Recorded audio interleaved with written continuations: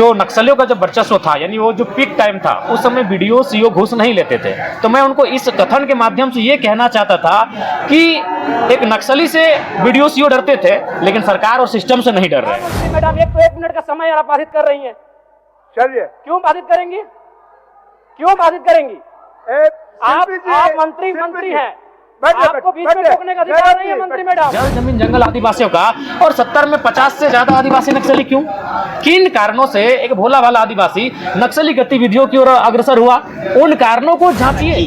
इसमें ये होता है कि सरकार से और कानून व्यवस्था से कोई इकबाल नहीं रहा है और लोग जो है नक्सली पर ज्यादा विश्वास करते हैं। मैं यहाँ, ये बहुत पुराना उदाहरण है, ये 20 साल पुराना उदाहरण मैं दे रहा था, लेकिन बीच में मंत्री मैडम टोक दी और अध्यक्ष महोदय, चूंकि वो सरकार की मंत्री हैं, थोड़ा सा अध्यक्ष महोदय को भी उनका फेवर करना पड़ा और बोला जयराम जी आज के लिए आपका समय इतना ही है। मैं उस बात को यहाँ पूरा करना चाहता हूँ, चूंकि देखिए आज आप विपक्ष के किसी भी विधायक का जो स्टेटमेंट आप देखेंगे सदन में, चाहे बालू को लेकर हो या अबू आवास को लेकर हो, तो उसमें कहीं ना कहीं करप्शन को सामने ला के रखते हैं। तो मैंने वही कहा कि अध्यक्ष महोदय, मैं आता हूँ पारसनाथ की तराई से और 1990-95 का दशक था। मैंने एक पेपर का 18 साल पुराना कोट भी हम लेकर आए थे कि उस समय क्या था कि गांव वाले लोग कहते थे कि जो नक्सलियों का जब वर्चस्व था, यानी वो जो पीक टाइम था, उस समय वीडियो सीओ घूस नहीं लेते थे। तो मैं उनको इस कथन के माध्यम से ये कहना चाहता था कि एक नक्सली से वीडियो सीओ डरते थे, लेकिन सरकार और सिस्टम से नहीं डर रहे हैं। वो लगातार शिकायतें आ रही हैं घुसखोरी की। और दूसरा इस कथन से हम यह भी कहना चाहते थे कि जब ये राज्य आदिवासियों का है, जंगल आदिवासियों का, पहाड़ आदिवासियों का, मुख्यमंत्री आदिवासी, राष्ट्रपति आदिवासी, और उसी राज्य में जो अभी वर्तमान में गृह विभाग का डाटा है जिसमें 72 या 73 नक्सलियों की सूची है, जिसका राज्यपाल महोदय ने अभिभाषण में जिक्र किया, सदन में एक वरिष्ठ विधायक ने भी उस विषय को जिक्र किया। तो मैंने वही कहा, जब ये राज्य आदिवासियों का, जल जमीन जंगल आदिवासियों का, और 70 में 50 से ज्यादा आदिवासी नक्सली क्यों? किन कारणों से एक भोला भाला आदिवासी नक्सली गतिविधियों की ओर अग्रसर हुआ? उन कारणों को जांचिए, उन कारणों को जानिए। और मैं भी चाहता हूं कि नक्सली असंवैधानिक है, वो गलत रास्ते में है, उन्हें उस रास्ते से ना जाने दिया जाए। और मेरे कहने का अर्थ यही था कि हथियारों से नहीं, विचारों से आप रोकें। मैं तो यहां तक कहता हूं कि आज अभी आप अगर नक्सली और पुलिस के मुठभेड़ को देखिएगा, जो मुठभेड़ में शामिल होते हैं पुलिस की तरफ से जो शहादत देते हैं, वो भी कहीं ना कहीं 3rd और 4th ग्रेड की नौकरी करने वाले सिपाही वर्ग के लोग होते हैं। अब जब ज्यादा अध्ययन कीजिएगा तो आपको कभी कभी ऐसा वाक्य सामने आएगा कि नक्सली मुठभेड़ में जो शख्स की जान गई और पुलिस में जो जिसकी शहादत हुई, उन दोनों का आपस में बहुत दूर का कनेक्शन है कि दोनों एक दूसरे से ममेरे फुफेरे भाई लगते हैं।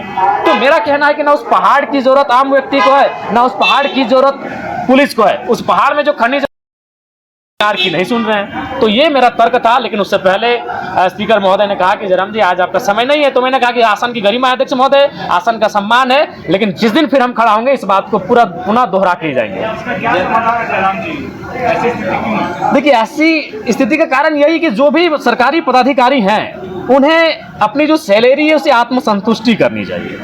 जब तक वो अपनी सैलरी से आत्मसंतुष्टि नहीं करेंगे तब तक नहीं हमें लगता है कि इस राज्य को आप सुचारू रूप से चला पाएंगे। ये कोयले का जो अवैध कोयला की कालाबाजारी हो रही है, उसमें क्या कमी आई है सरकार से या और बढ़ा है आपने? नहीं, देखिए हमारे ख्याल से बढ़ा है। चूंकि देखिए एनडीए की गवर्नमेंट में क्या होता था कि ऐसा नहीं कि कोयला का कार्य नहीं होता था, लेकिन उसमें क्या होता था कि जो टॉप लोग लेवल के नेता होते थे वे लोग करते थे। लेकिन वर्तमान की सरकार में क्या उनका पार्टी का प्रखंड अध्यक्ष भी उस सिंडिकेट में पूरे धड़ल्ले से शामिल है। आप चाहें तो जाके सर्वे कर लें, जो सत्ता पक्ष के पार्टी के प्रखंड अध्यक्ष नेता हैं, आप उनका 5 साल पहले की आर्थिक स्थिति और आज की आर्थिक स्थिति जो है उसका तुलनात्मक अध्ययन करें, आप जमीन और आसमान का अंतर पाएंगे। और उसका कारण एक ही है, कोयले की अवैध तस्करी में संलिप्तता। जी जी,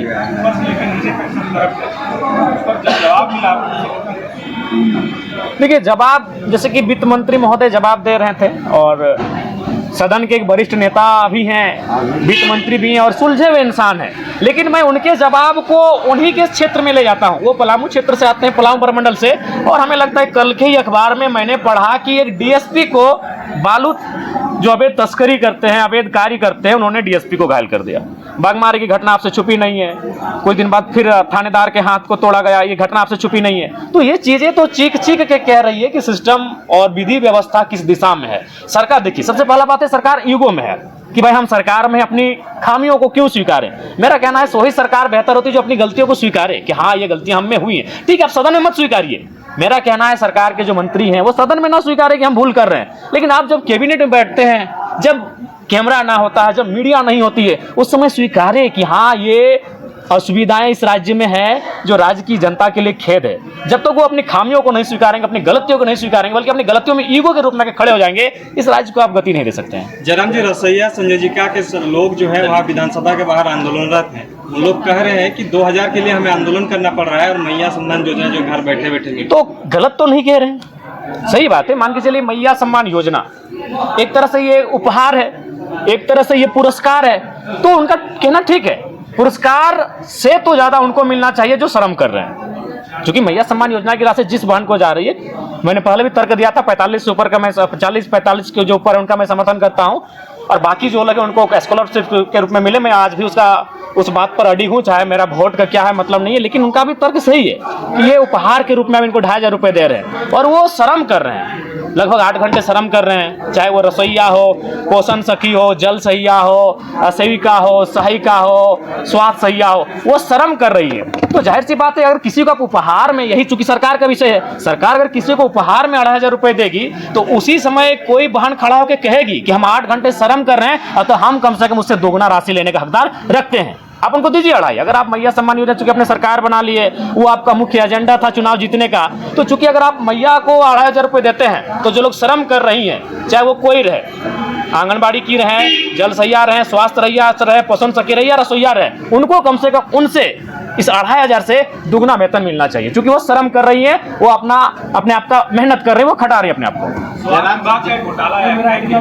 जी, ये तो काफी दुर्भाग्यपूर्ण है। ये रिपोर्ट अभी 2020 जब वो कोरोना का काल था, जब हमें लगता है कि एक आम व्यक्ति के साथ साथ शायद पत्रकार बंधुओं ने अपने भी एक टीम बनाया होगा और आप लोग गांव-गांव मास्क लगाकर, हाथ में ग्लव्स लगाकर गए होंगे और लोगों की सेवा की होंगे, आप एक दूसरे से डोनेशन कलेक्ट किए होंगे, और उस समय जो राशि अगर सरकार को मिलती है और उसमें अगर घोटाला होता है तो ये तो मतलब इसमें तो कोई उत्तर ही और मैंने कहने लायक ही नहीं बचता है। जयराम जी, दान विषय से अच्छा बचता नहीं रहा है।